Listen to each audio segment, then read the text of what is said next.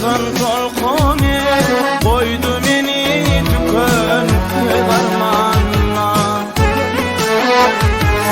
Gözlerim taşlarıma vatan tolkoni koydu beni tükönüp darmanına.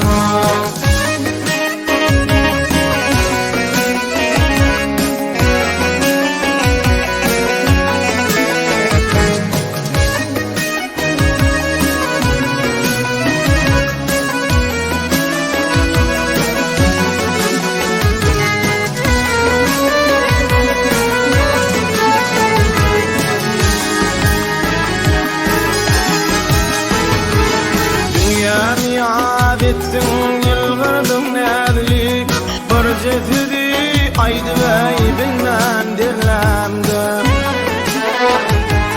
Zorların arasına girenip nedin bile koydum beni armana. Zorların arasına girenip nedin bile koydum beni armana.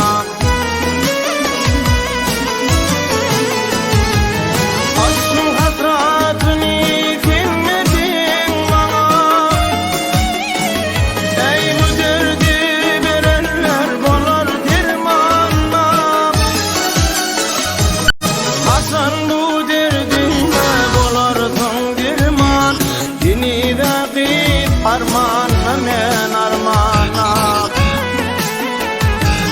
Hasan bu derdime bulursun dirman Yenile gid armana men armana Zorların arasına girene Nedin bile koydum beni armana Yenile